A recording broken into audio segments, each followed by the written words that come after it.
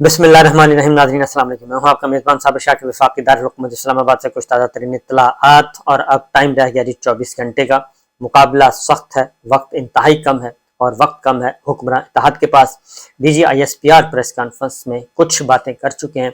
और हुक्मरान इत्तेहाद परेशान है, हुकूमत परेशान है कि आखिर DGISPR ने ये बातें किसको सुना रहे थे। अगर हुकूमत को कुछ कहना होता तो वो फ़ोन के ज़रिए भी बताया जा सकता था। मरीम औरंगज़ेब साहिबा DGISPR के साथ 24 घंटे राब्ते में होती हैं और मिल के एक दूसरे के साथ काम इस वक्त हो रहा है और जो नैरेटिव बनाना है, स्ट्रेटजी बनानी है, ये सारा कुछ मरीम औरंगज़ेब साहिबा और DGISPR दोनों तर्जुमान जो हैं वो आपस में राब्ते में होते हैं। तो इसलिए वो कहते हैं कि अगर बताना होता तो गवर्नमेंट को फ़ोन करके बता देते। लेकिन ये प्रेस कॉन्फ्रेंस में करने की क्या ज़रूरत थी और प्रेस कॉन्फ्रेंस में इतनी बड़ी बड़ी बातें क्या करने की ज़रूरत थी। तो इस पे गौर व खौस किया जा रहा है कि आखिर ये माजरा क्या है, ये किसको सुनाया जा रहा था। ये कहीं ऐसा तो नहीं है कि कहना बेटी को और सुनाना बहू को, और ये हमें ही तो नहीं कुछ सुनाया जा रहा था, सुप्रीम कोर्ट को तो नहीं कुछ मैसेज करने किए जा रहे थे। क्योंकि अगर यही प्रेस कॉन्फ्रेंस DGISPR की यही प्रेस कॉन्फ्रेंस अगर परसों कमरा अदालत में सारी की सारी सुनवा दी जाए, सवाल जवाब जिस तरीके से वो सारी सुनवा दी जाए, तो फिर तो हुक्मरान इत्तेहाद की पोजीशन बड़ी कमज़ोर हो जाएगी। क्योंकि उन्होंने बड़े पुरएतमाद तरीके से कहा कि पाकिस्तान में इस वक्त कोई नो गो एरिया नहीं है। जब पाकिस्तान में नो गो एरिया नहीं है तो इसका मतलब है सिक्योरिटी का कोई मसला नहीं है इलेक्शन के हवाले से। और अगर सिक्योरिटी का कोई मसला नहीं है इलेक्शन के हवाले से कुछ नहीं, तो फिर इलेक्शन तो हो जाने चाहिए। उसके बाद इकॉनमी के बारे में भी, इकॉनमी की जो सूरत हाल है उसमें भी अब कोई शुबा नहीं रहा कि इतने पैसे तो हैं 21 अरब रुपए। अब तो 2 अरब डॉलर सऊदी अरब से भी आ गए, UAE से भी आ गए, चाइना से भी आ गए। तो जब इतने पैसे आ गए हैं तो फिर क्या मसला है, फिर तो पैसे दे देने चाहिए। बहरहाल अब मुख्तलिफ हवालों से मुख्तलिफ बातें की जा रही हैं। तो सबसे पहले तो कुछ जवाबात दिए गए DGISPR को। एक तो रिटायर्ड फौजी अफसरान की जो तंजीम है, रिटायर्ड फौजी बुजुर्गों की, उन्होंने ख़ास तौर पे ट्वीट किया, बाकायदा तौर पे उन्होंने कहा जनाब हम सियासत से बेताल्लुक़ नहीं हो सकते। सियासत का मतलब उमूर मुमलिकत, पाकिस्तान से दिलचस्पी, और हमारा कोई सियासी एजेंडा बिल्कुल नहीं है। हमारा एजेंडा है पाकिस्तान की बेहतरी के लिए हम आवाज़ उठाते रहेंगे और हम आवाज़ उठाते थे और उठाते रहेंगे। और बाकी रिटायर्ड जर्नलों की बात, तो रिटायर्ड जर्नल तो पाकिस्तान तहरीक इंसाफ में भी है, मुस्लिम लीग नवाज में भी है, पाकिस्तान पीपल्स पार्टी में है। तो रिटायर्ड जर्नल तो पॉलिटिक्स करते हैं और उन पर कोई पाबंदी नहीं है पॉलिटिक्स पे। रिटायर्ड जर्नलों के सियासत में हिस्सा लेने में कोई पाबंदी नहीं है, सर्विंग की पाबंदी है अलबत्ता। लेकिन यहाँ पे हमारे यहाँ उल्ट होता है कि सर्विंग लेते हैं और रिटायर्ड को आप अमजद शुएब साहब को जैसे कि जेल में डाल दिया था बेचारों को, उनको आप जेल में डाल देते हैं। यानी कि जिनको कानून इजाज़त देता है उन पर पाबंदियाँ हैं, जिनको कानून इजाज़त नहीं देता वो ओपनली करते हैं। इसीलिए कल DGISPR को बड़े वजाहत के साथ कहना पड़ा कि हमारा सियासत से कोई ताल्लुक़ नहीं है। लेकिन इस पर भी सोशल मीडिया पे एक बहस चल रही है कि अगर सियासत से ताल्लुक़ नहीं है तो फिर ये जो कुछ हो रहा है इस वक्त मुल्क में ये क्यों हो रहा है, अगर वाक़तन सियासत से ताल्लुक़ नहीं है। तो बहरहाल ये हो नहीं सकता, ये पॉसिबल ही नहीं है कि फ़ौज पाकिस्तान का ताल्लुक़, एस्टेब्लिशमेंट का सियासत से कोई ताल्लुक़ ना हो। सियासत से ताल्लुक़ होता है, तो इसलिए ये बात करने की ज़रूरत ही नहीं थी। दूसरी जानिब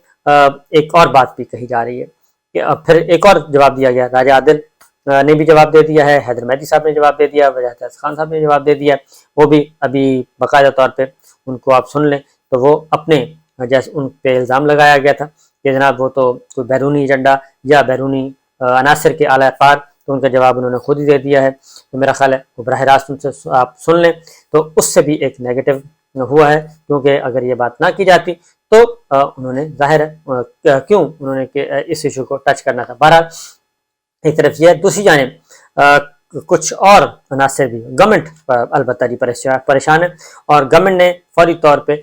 कल की मामला जो है कल तेज़ी आ गई है। पहले मामूल के मुताबिक इजलास होना था, लेकिन अब जो सूरत हाल इस वक्त आई है, मौलाना फजल रहमान साहब ने भी इजलास बुलाया। नंबर 1 हुकूमती इत्तेहादियों की पार्लिमानी पार्टी का इजलास 12 बजे तलब कर लिया गया, कल दिन 12 बजे, पहले शाम को था लेकिन वो पीछे ले आए हैं। और वफाकी काबीना का इजलास इसके बाद 2 बजे होगा और इसके बाद JUIFA की मजलिस आमला का इजलास 4 बजे होगा। फिर वज़ीर आज़म इत्तेहादी जमातों के अरकान को शाम 7 बजे इशाइया दिया जाएगा। अब यहाँ पे तैयारियाँ की जा रही हैं। पाकिस्तान पीपल्स पार्टी ने अपने तमाम MNAs को फौरी तौर पे इस्लामाबाद पहुँचने की हिदायत की है और उनको हुक्म दिया है कि आपने भरपूर तरीके से हर सूरत में कौमी असम्बली के इजलास में शिरकत करनी है। अब जी आज का दिन है और आज ही इन्होंने ये सारे इवेंट करने और सारे मामला तय करने हैं। इसमें ख़ास तौर पे जिस वक्त चल रहा है मामला, इनके पास ऑप्शन कम है। اور کل اگر پریس کانفرنس، یہی پریس کانفرنس DGISPR کی پرسوں کمرہ عدالت میں اگر سنوا دی جائے اور چیف جسٹس صاحب اس کو سنوانا شروع کر دیں، تو پھر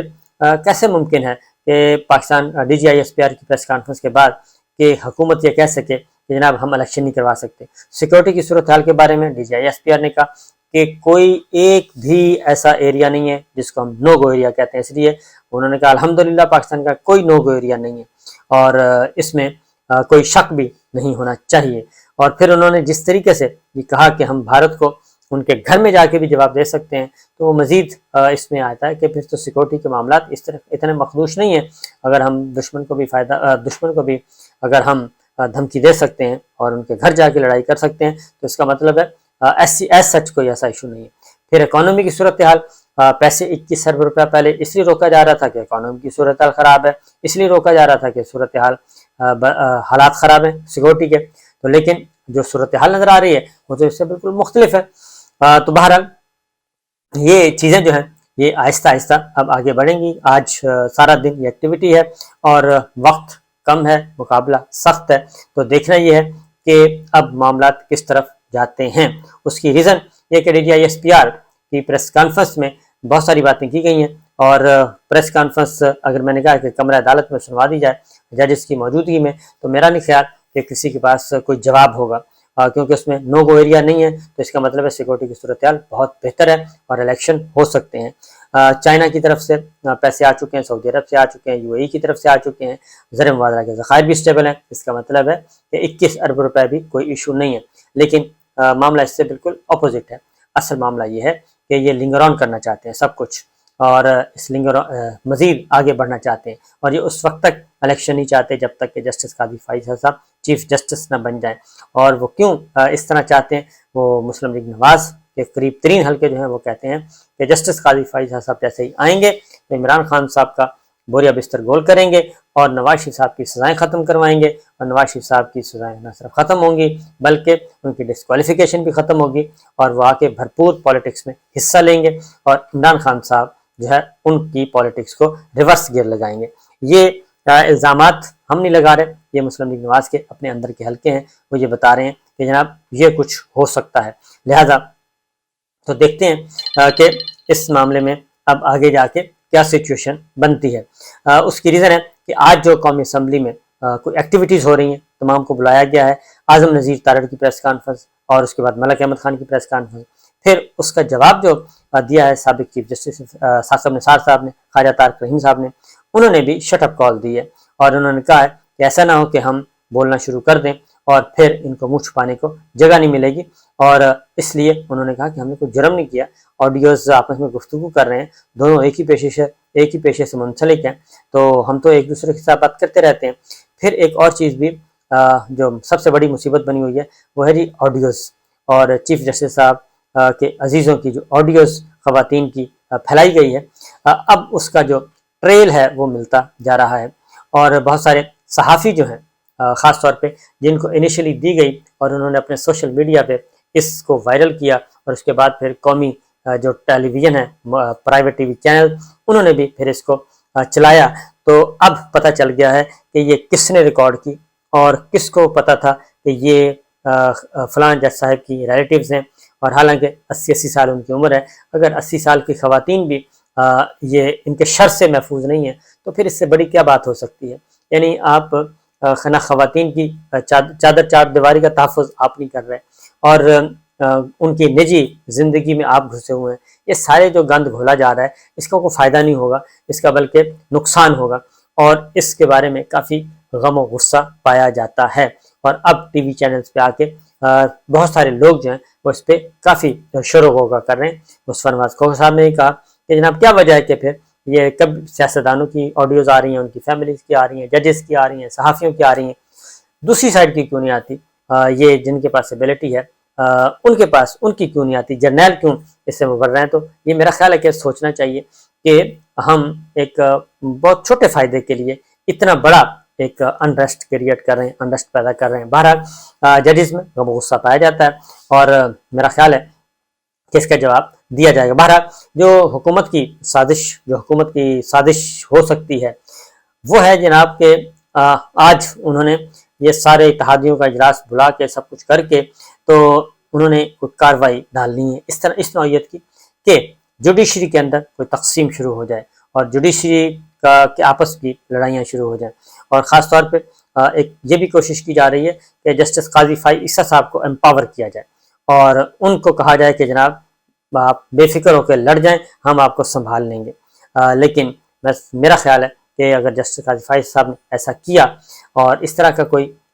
کرنے کی کوشش کی تو صورتحال بے قابو ہو جائے گی، اور اسی لیے یہ سارا کچھ جو کھیل کھیل رہے ہیں، سب کو بلا کے اتحادیوں کو بلا لیا، پیپلز پارٹی کبھی ادھر کبھی ادھر، کبھی ایک پریس کانفرنس